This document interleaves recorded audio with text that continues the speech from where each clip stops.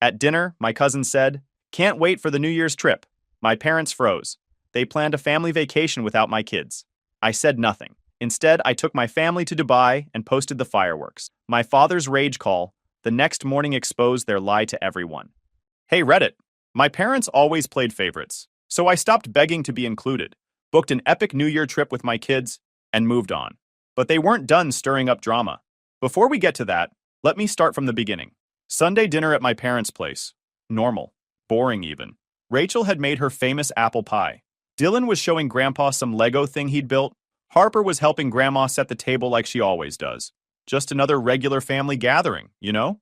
Then Cousin Leo walked in carrying a stack of identical navy blue duffel bags with embroidered snowflakes on them, and everything went sideways.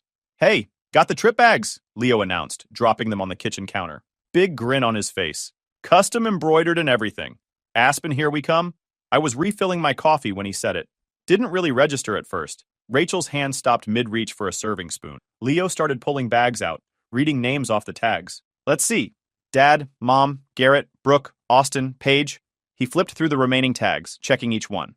Then looked up, genuinely confused. "Wait, where are Nolan's family bags?" The kitchen went quiet. Mom's face went pale.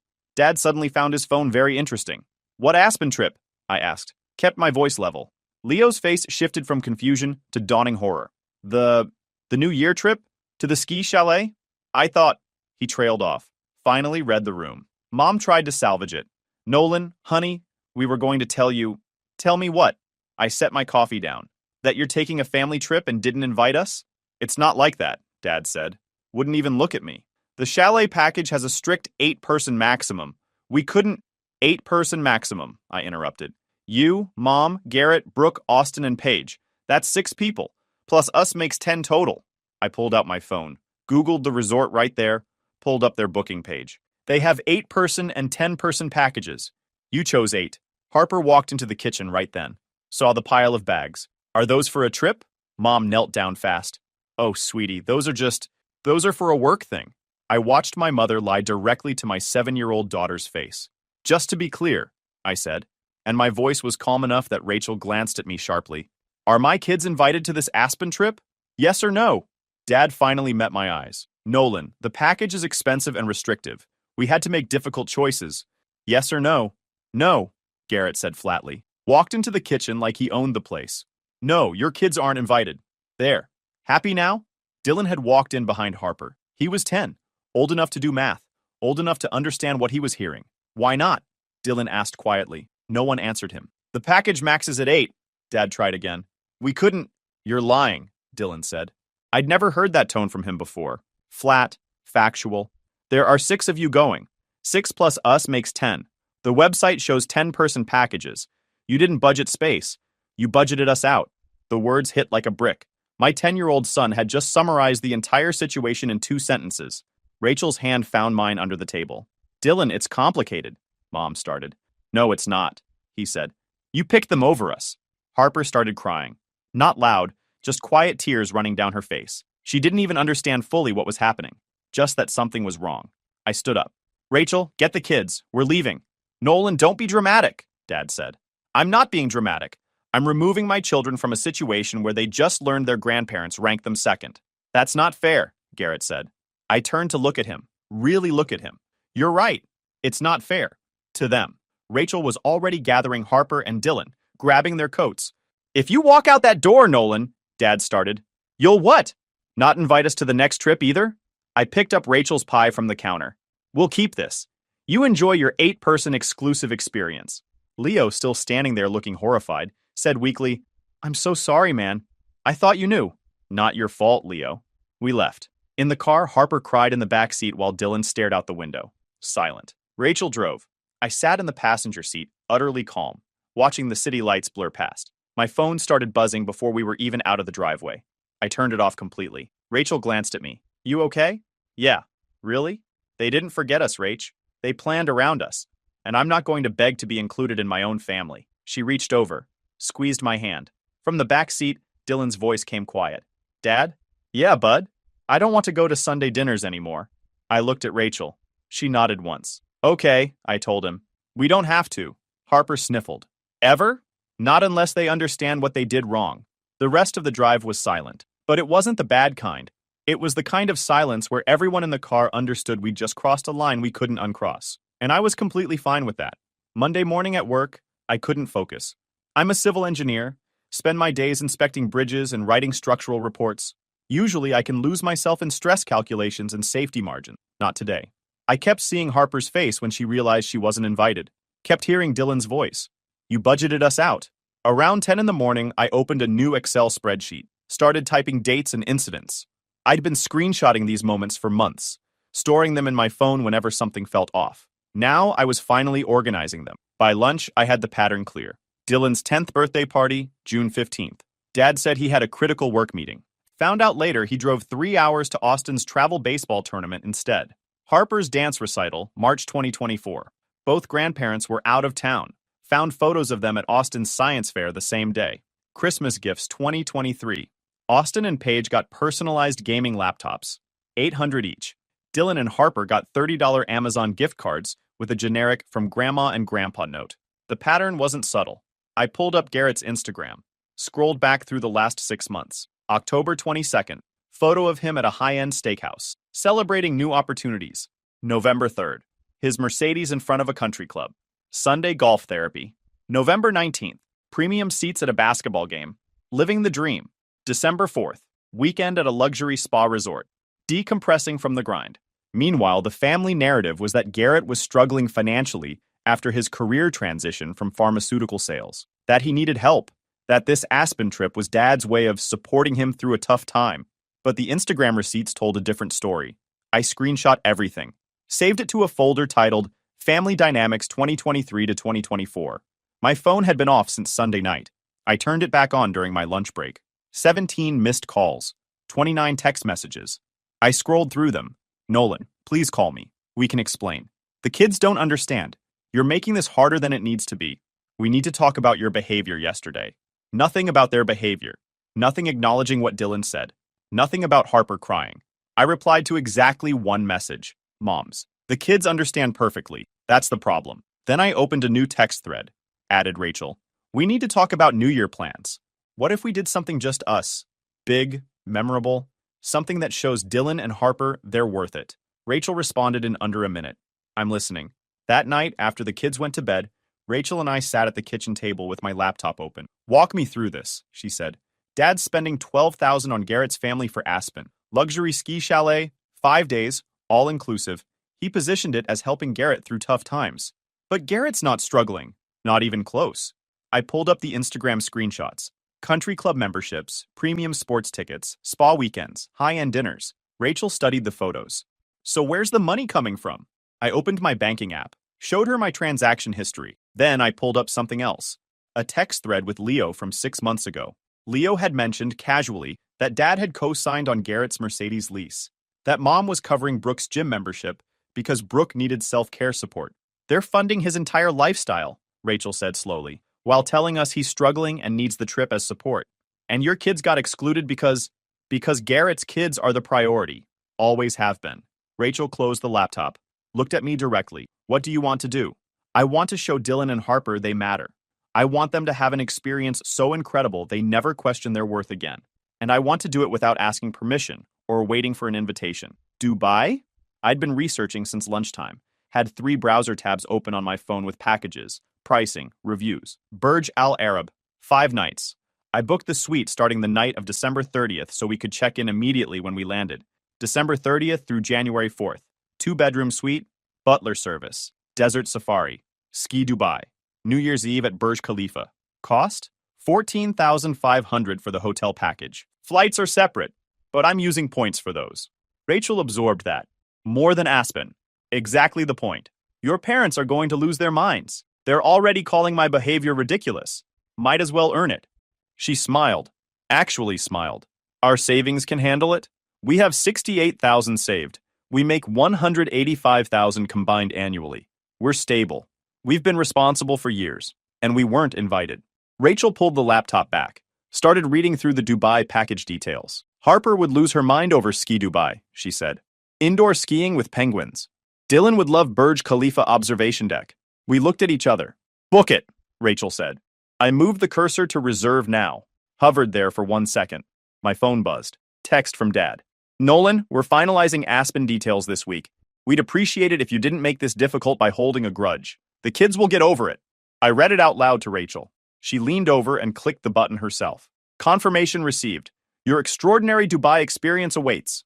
I screenshot it, saved it to the evidence folder. The next 2 weeks were the quietest I'd ever experienced with my parents. I didn't call them, didn't answer their calls, didn't engage with the family group chat that kept lighting up with Aspen planning messages. Nobody even thought to remove me from it. Garrett, found the perfect ski instructor for the kids. Can't wait. Mom, booked dinner reservations at that mountaintop restaurant. All confirmed. Brooke, Austin is watching ski videos nonstop.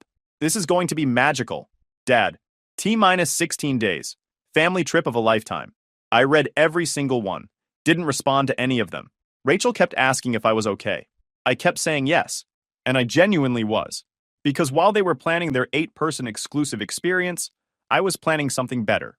I'd confirmed Burj Al Arab reservation, booked Emirates business class flights, arranged the desert safari and ski Dubai tickets, reserved the New Year's Eve gala. This was about 2 things: showing my kids they were worth the effort and making sure my parents saw exactly what they'd walked away from. On December 16th, Leo called me. Dude, your parents are freaking out. Not my problem. They think you're planning something. Correct. Are you going to tell me what? Nope. Leo laughed. Fair enough. For what it's worth, I still feel terrible about the bag thing. Still not your fault. You thought I knew because you assumed my parents would include their own grandchildren in a family trip. That's called normal human decency. Your dad's saying you're being unreasonable. He's right.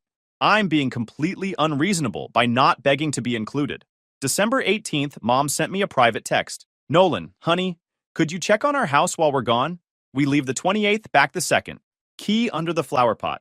Would really appreciate it. I stared at that message for a full minute. She assumed I'd be home, assumed I had no plans, assumed I'd be available to house sit while they vacationed with Garrett's family. I typed back one word. Noted. Nothing else. Then I opened a new text to our neighbor Karen. Can you check on my parents' house twice while they're gone? December 28th to January 2nd. I'll pay you. She responded in 30 seconds. Of course. No charge. Happy to help. Rachel saw me do it. That's ice cold. That's appropriate. On December 22nd, we told the kids. Dylan and Harper were in the living room when Rachel and I sat down with them. We have news, I said. A surprise for New Year. Harper's eyes lit up immediately. Are we going somewhere? Yes. Somewhere incredible. Where? Dylan asked, more cautious. Dubai. Blank stares. Rachel pulled up photos. Burj Khalifa appeared first, this impossible tower of glass rising into the sky.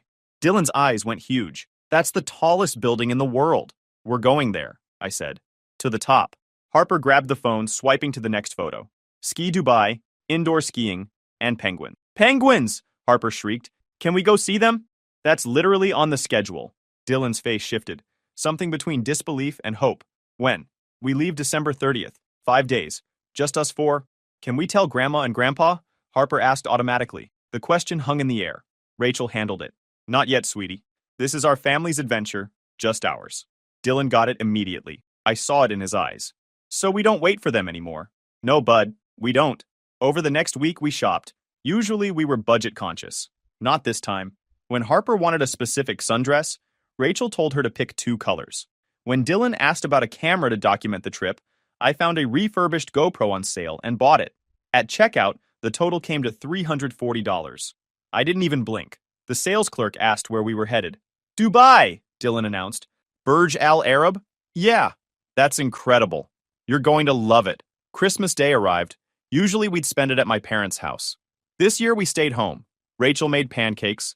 Dylan and Harper opened gifts. My phone stayed face down on the counter. Around 11 in the morning, it started buzzing. I ignored it. That evening, I finally checked. 23 missed calls, 41 text messages.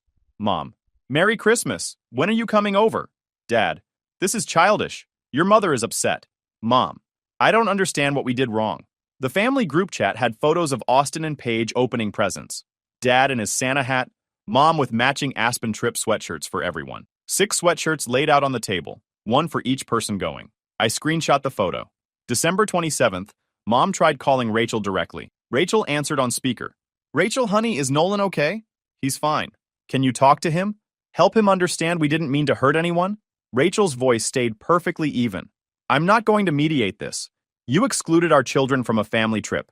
Nolan's responding accordingly. That's between you and him. But the kids don't understand.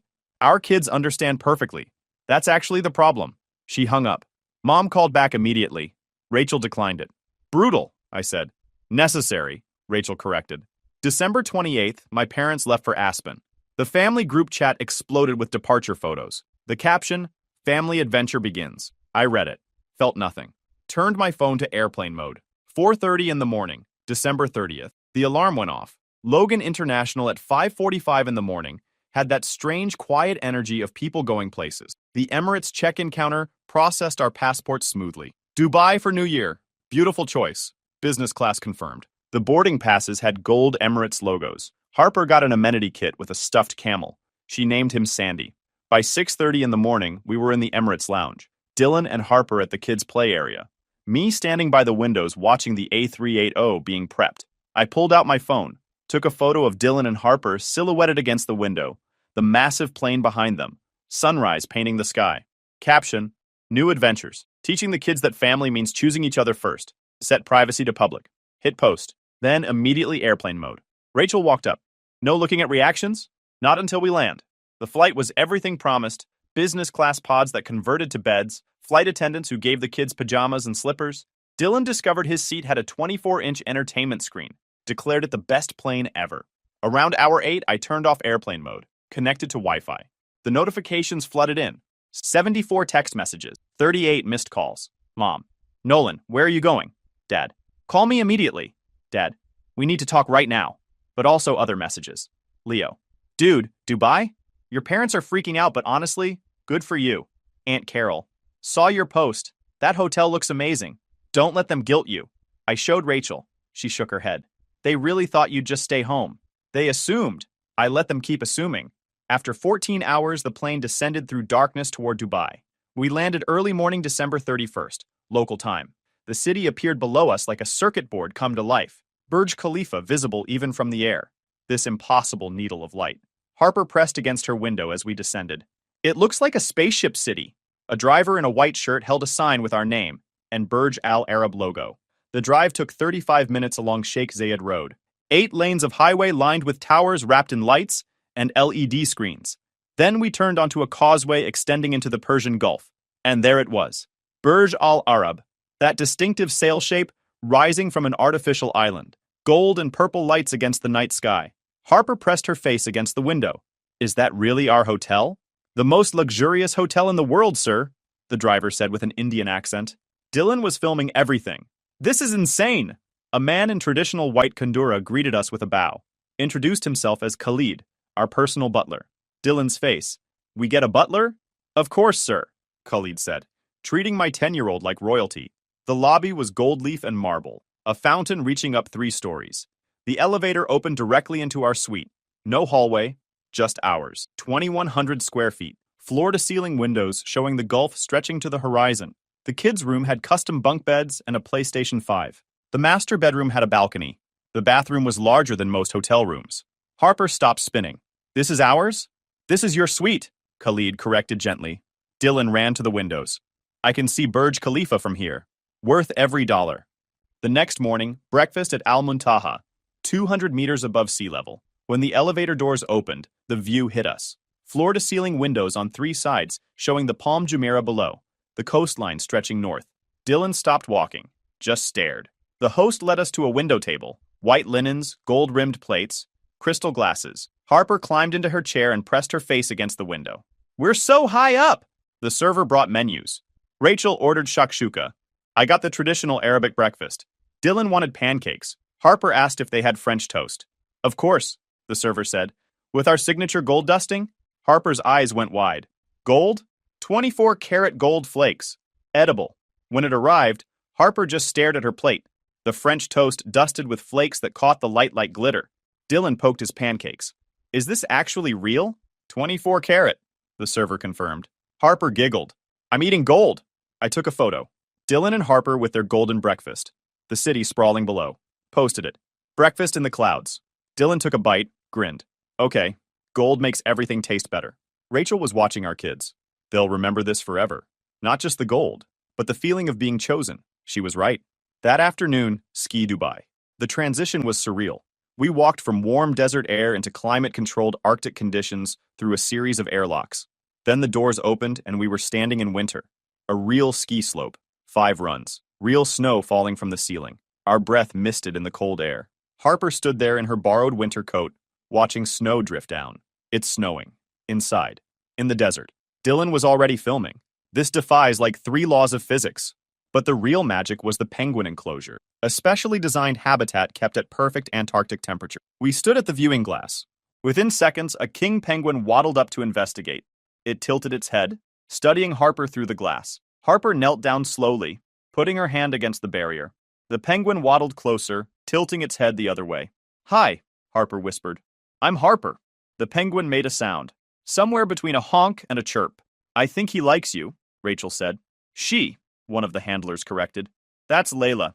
She's curious about new visitors." Harper pressed her face closer to the glass. Layla pressed her beak against it from the other side. "Can I meet them properly?" Harper asked. 10 minutes later, Harper was inside the enclosure in a specialized cold-weather suit, kneeling in real snow while Layla and 2 other penguins investigated her. Her face was pure wonder. She kept looking at me through the glass like she couldn't believe this was real. Dylan did the skiing, strapped on skis for the first time. The instructor praised his natural balance. He made it down the bunny slope without falling, arms raised in victory at the bottom. I got photos of both moments. Harper with her penguins, Dylan with his arms up. Simple posts. Meeting new friends, and first time on skis. Nailed it. New Year's Eve arrived. By 6 in the evening, we were dressed up. Harper in a gold dress, Dylan in a suit, Rachel in an evening gown, me in a tuxedo. Family photo in the suite. Burj Khalifa visible through the window behind us. I spent 10 minutes on this caption. This was the one that mattered. What this year taught me, family isn't blood. It's who shows up, who makes you a priority, not an afterthought. To Dylan and Harper, you are valued, you are loved, you are enough. Hit post. 2 hours later, at a high lounge with panoramic views, Burj Khalifa lit up across the water, dominating the skyline. Countdown clocks mounted on every wall. Harper had sparkling cider and a champagne flute, holding it like treasure. Dylan kept checking his watch, doing math about time zones. Rachel and I had actual champagne. "They're going to remember this forever," she said quietly. "That's the point." Rachel asked if I was going to check my phone. "Tomorrow." The countdown started. 10. Dylan grabbed Harper's hand. 9. The room getting louder. 8. 7. 6. Harper's voice rising above the crowd. Pure excitement. 5. 4. 3. Rachel squeezed my hand. 2. Me looking at my family. All of them smiling. Happy. Chosen first. 1. "Happy New Year!" The words burst from hundreds of throats. Burj Khalifa erupted in light. Fireworks cascaded down its sides in choreographed patterns. Gold and silver explosions painting the sky. Harper jumped up and down, pointing. "Look at the colors!" Dylan had his GoPro out, filming everything. Rachel kissed me. "Best decision we ever made." "Second best," I said. "First was choosing us." The fireworks continued for 20 minutes. And through it all, I didn't check my phone once. The next morning in Dubai, around 9 local time, my phone rang. Dad's number. I'd been expecting this. Let it ring twice before answering. Put it on speaker so Rachel could hear. "Hello?" "Nolan." Dad's voice was tight. Controlled fury. "What the hell are you doing in Dubai?" "Vacation. You were supposed to be watching our house. I arranged for our neighbor to handle it." Silence on the other end. Then, "You deliberately went on vacation while we were trying to have a family trip. You went on a family trip. I went on a different family trip. That's not what I—" He stopped. Started again. "How could you do this? How could you exclude us like this?" There it was. The line I'd been waiting for. I let the silence stretch for 3 full seconds. "I didn't exclude you, Dad. I just didn't include you. There's a difference." "That's the same thing." "Is it? Because that's the exact logic you used for Aspen. You're taking 6 people on a trip when we're a family of 10. You didn't exclude us, right? You just didn't include us." "That was different." "How?" "The package had limitations. The resort offers 8 and 10-person packages. You chose 8.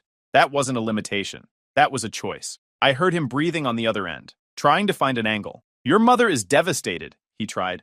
"She's been crying since Sunday dinner. Since you walked out. Harper cried when she found out she wasn't invited. Did that devastate you?" "That's not fair." "You're right.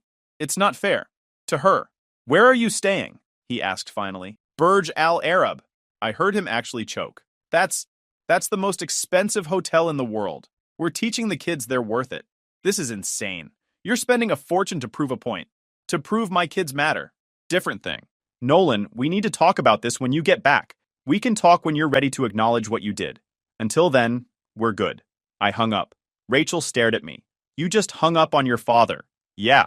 That was the coldest thing I've ever heard you say. Good. My phone immediately started ringing again. I declined the call, turned on Do Not Disturb. He's going to lose his mind, Rachel said. Already has. Not my problem. We spent the rest of the day at the beach, Dylan building sandcastles, Harper collecting shells, Rachel reading, me watching my kids be happy. My phone stayed silent. We landed back in Boston on January 4th, 2 in the afternoon local time. By 4:30 in the afternoon, we were home. Our neighbor Karen had left a note saying she'd watered the plants. My phone showed 89 new text messages and 62 missed calls. The messages from my parents had evolved from angry to desperate to furious again. Mom, January 1st. How could you do this to us? Dad, January 2nd. You've embarrassed this family. Garrett, January 2nd. Thanks for ruining our trip. Mom, January 3rd. Everyone is asking questions. Do you have any idea what you've done? But there were also other messages. Aunt Carol. Your photos are amazing. The kids look so happy. Uncle Rob. That hotel is on my bucket list. Well done, man. Cousin Jennifer. About time someone called them out on the favoritism. Even Leo had sent updates. Your parents are melting down, but also, half the extended family is on your side now. January 5th, 9 in the morning. My parents showed up unannounced. We dropped Dylan and Harper at Rachel's mom's house an hour earlier. We knew this was coming. I opened the door before they could knock. Mom's eyes were red. Dad's face was stone. Can we come in? I stepped aside. We sat in the living room, them on the couch, Rachel and me in chairs facing them. Dubai souvenirs visible on the side table. Dad spoke first. I think you owe us an explanation. You think I owe you an explanation? You took your family to Dubai while we were trying to have a nice trip. With your other grandchildren, I finished. The ones you actually invited. Mom's voice cracked. Nolan, it wasn't like that. What was it like? You booked an 8-person chalet for a 10-person family and chose which 4 people to exclude. The package had restrictions, Dad said. That same shit again? Rachel pulled out a thin folder, just 3 pages, the strongest receipts. She slid it across the coffee table. What's this? Mom asked. Dylan's birthday. You were at Austin's tournament. Harper's recital. You were at Austin's science fair. Christmas gifts. 800 for Austin and Paige. 30 for Dylan and Harper. Dad didn't touch the folder. This is ridiculous. Harper asked me why Grandma doesn't love her like you love Paige. She's 7. What do I tell her? The silence was crushing. We didn't mean, Mom started. You meant every bit of it. You chose. The Aspen trip was just the first time you made that choice visible to my kids. The front door opened then. Garrett and Brooke walked in. Rachel stood immediately. Who gave you a key to our house? We're family, Garrett said. Get out, Rachel said, her voice like ice. Rachel? Mom started. No, you don't get to show up unannounced, and you definitely don't get to bring him. Dad tried to take control. Nolan, delete those Instagram posts, apologize to your mother, and we can move past this. Rachel stood before I could respond. Her voice cut like ice. You don't get to police his response when you won't own your action. Dad turned to her. Rachel, no. You excluded our children. You lied about why. You made Dylan and Harper feel worthless. And now you want Nolan to apologize for documenting what you did. I'm not deleting anything, I said. I'm not apologizing. And we're not moving past this until you acknowledge what you did. We didn't do anything, Garrett said. Dylan's voice came from behind us. I understand you didn't want us there. That's pretty clear. We all turned. Dylan and Harper were standing in the doorway. Rachel's mom must have brought them back early. Dylan, sweetie, you don't understand. Mom knelt down. I understand you didn't want us there, Dylan said quietly. That's pretty clear.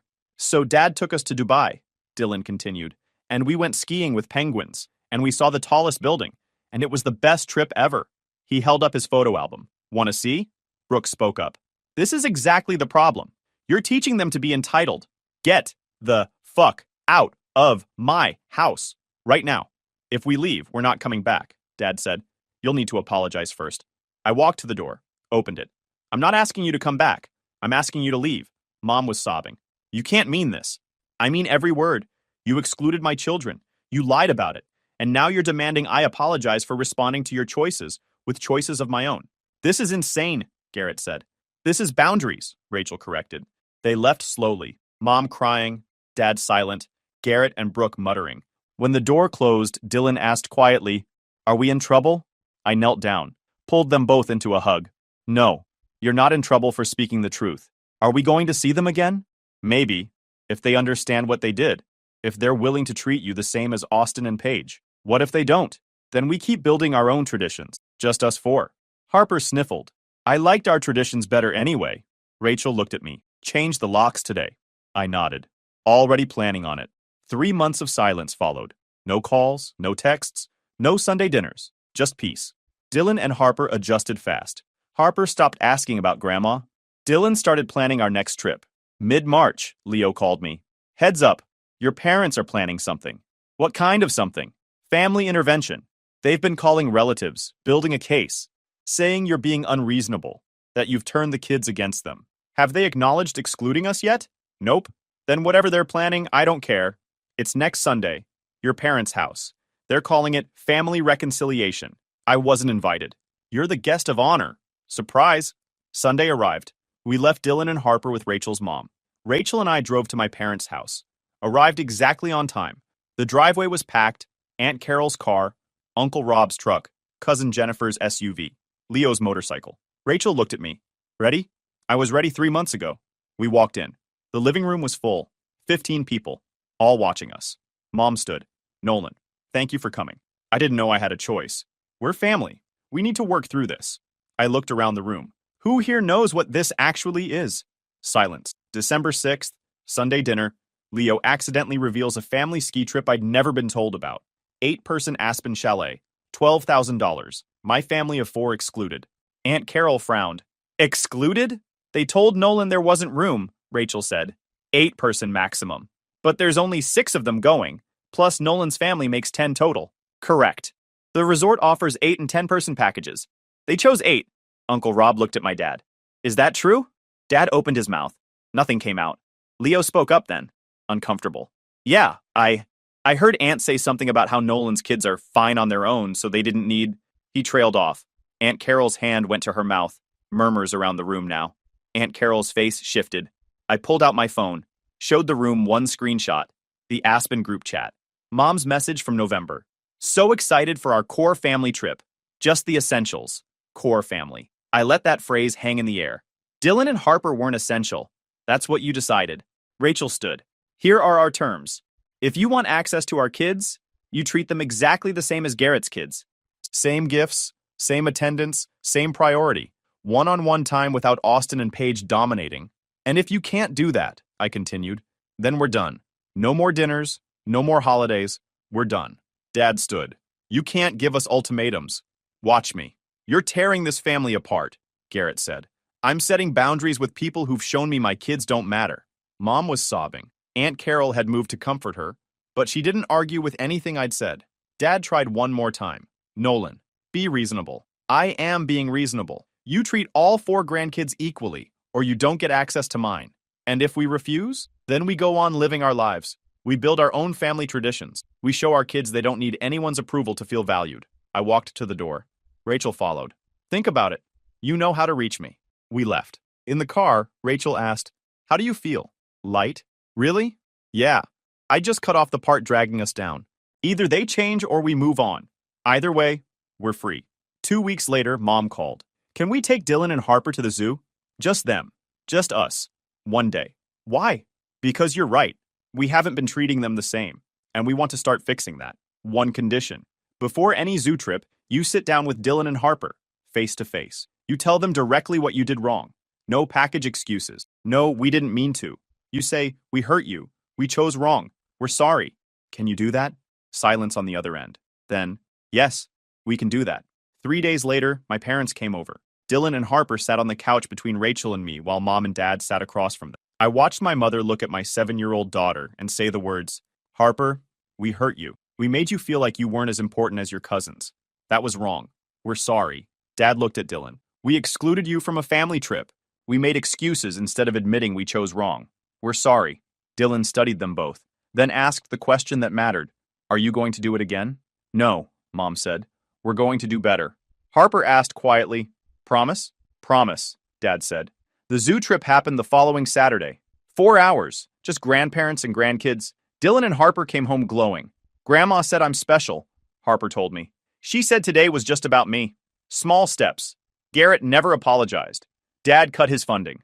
Last I heard through Leo, he got a real job. Entry level. 40,000 a year. I didn't gloat. April evening. Sitting at my laptop with Dylan and Harper looking over my shoulder. Planning our Tokyo trip for summer. Dylan asked, "Can we go back to Dubai next year?" "Absolutely." "Can Grandma and Grandpa come?" I paused. "Maybe. If they keep showing up for you. If they keep treating you the same as your cousins." "What if they don't?" "Then we have an amazing trip without them." Harper nodded. "I like our trips better anyway." I opened a new folder. Started building the Tokyo itinerary. Saved it next to the Dubai file. We were going back to Dubai next New Year. This time, it was tradition. If you enjoyed this video, please hit that subscribe button. It really helps the channel and help us bring you more and better stories. Thanks.